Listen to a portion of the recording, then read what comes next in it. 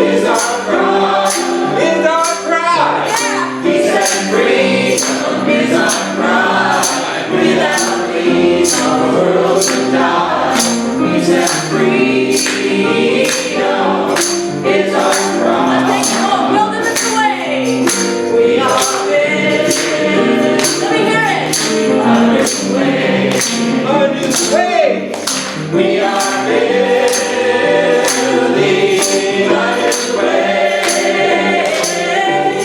We are building a new way. Feeling stronger every day.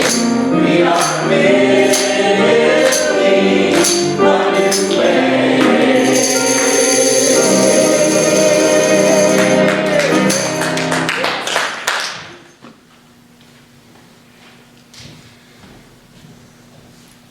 And here I am again. Just want to say again, thank you so much for having me as your speaker on this beautiful Sunday morning. I really appreciate it.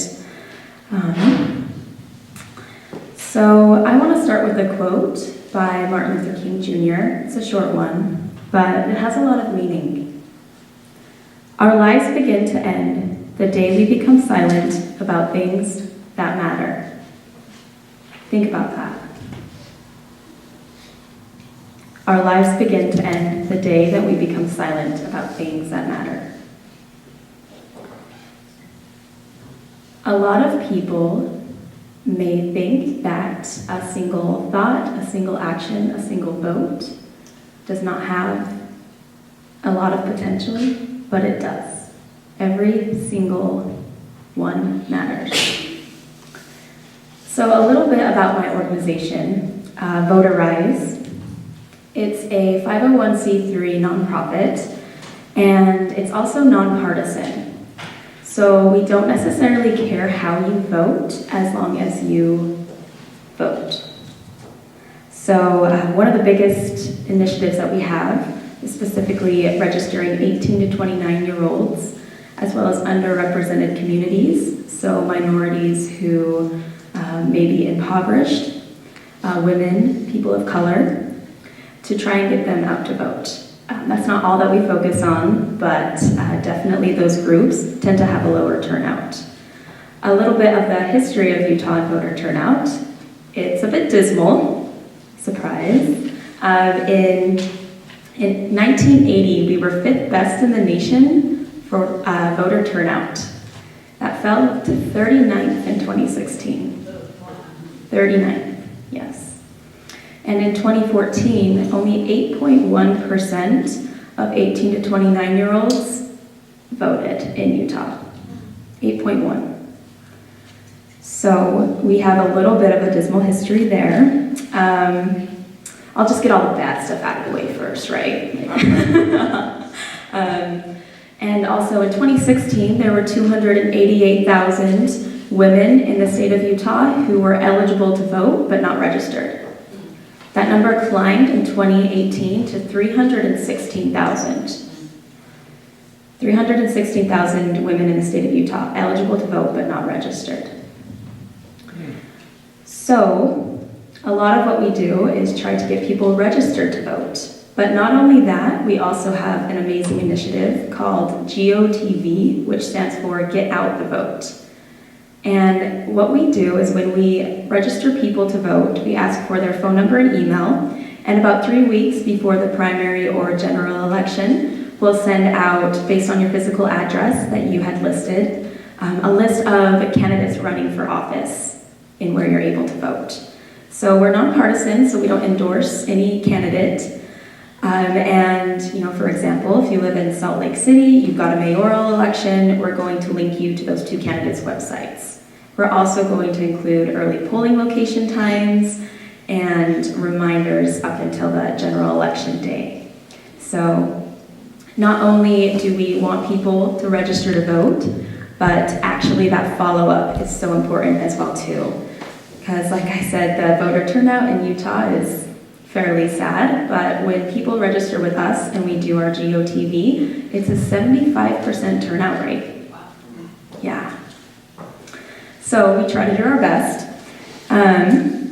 And The importance of voting, it is so critical, and a lot of people in my experience, they may not vote because they feel like their vote doesn't matter. Do we sometimes feel like that?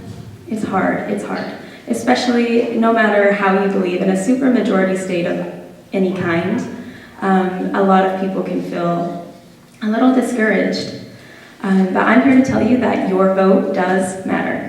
Every single one.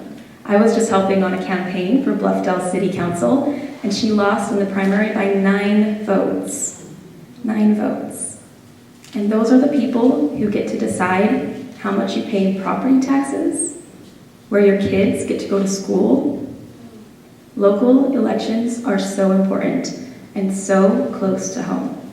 Literally, that pothole outside your house, guys, city council. But the importance of voting, it really is, it's critical. And one of the reasons why Voterise was started was because of the refusal to go along with the mentality of Citizens United. If we're familiar with that Supreme Court case decided a few years ago, essentially businesses can donate as they were people. So we feel like at our organization that individuals should be the ones electing those officials, and those elections should not be bought. So that's why it's so critical for you to get out and vote. Another thing as well too, with some things happening at the state legislature, I'm sure you guys have heard of Prop 2 and Prop 3, those little nuggets, yes. I know that a lot of people are discouraged after what happened with Prop 2 and Prop 3. And with what happened, if you feel like those representatives up at the Hill were not representing you, which that is in their name, their job title, to represent you, then this is how you use your vote if you feel like it doesn't matter after that. You vote them out. You vote them out, and you get somebody in that will actually represent you and what you believe. So your vote definitely does matter. Actually, in 2016, a state house race in House District 32, which is in Sandy City in Salt Lake County, Suzanne Harrison ran against LeVar Christensen, and he was an incumbent, and she lost by 5 votes. 5 votes. And in the 80s, there was a state race as well, too, where the winner won by 1 vote in the recount. 1931 to 1930 votes. Yes, and those people, they get to decide so many things. The political is personal. So a few new laws, well, newer laws to be aware of, that some people don't know about is, first of all, felons can vote in the state of Utah. That's not the case in every state, but the state of Utah felt that felons, as long as they're out of prison, they can even be on bail, they can vote. They still consider them citizens. So that's one newer law. Another one is that if you're 16 or 17, you can pre-register in the state of Utah. So if you're 16 or 17, go ahead, get registered. You can definitely do that. And you can also, if you're going to be 18 by the 2020 general election, you can be 17 and vote in the presidential primary. Yeah. Another newer law as well too is that homeless people can register to vote as well. So they would just use their cross streets of where they sleep as their physical address. Yeah. So now that you know this information, if you didn't already, I pass the torch to you. I know, no pressure. And it's important that we get everybody the ability to participate in our democracy, because that's what it is. It's a representative democracy. And why do we vote? Well, it increases accountability, and it's in the name. Representatives need to represent. They need to represent. So whether or not you do or don't vote, you give somebody the opportunity to become a representative. So if you feel like your vote doesn't matter and somebody that you didn't like gets in or don't agree with, then indirectly you did give them that opportunity. So it's so important for you to vote. And then why do we vote? You know, that's the ultimate question. Why? Do we vote for ourselves? Do we vote for a better future? For our family? For our dog? I know I do, because I have to register mine, and some of those fees are hefty.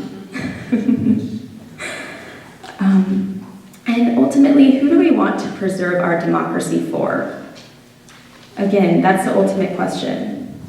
If not for you, then think of all the people around you that may not have the opportunity to vote right now, or who are too scared to vote because of the political nature.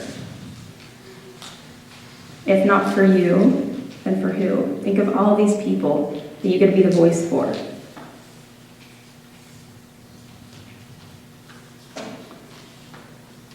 The biggest thing is that you should vote as if your life, the life of your family, friends, depends on it. Because it does. And that sounds morbid, but it truly does. How you live, how you get to live, what you get to say, do, eat, play. Somebody went before you and voted. One of the initiatives that Voterise does, going back to the 300,000 plus women in the state of Utah being eligible to vote but not registered, next year is the 100th anniversary of the Women's Expansion of Rights in the United States, the 19th Amendment being ratified in August of 1920. And 100 years ago was not that long ago. I was in London in 2018. I was working for Parliament on Brexit and the economic implications that would occur. And that was in 1918 was when their suffrage movement occurred, and that's when they got their expansion of votes. And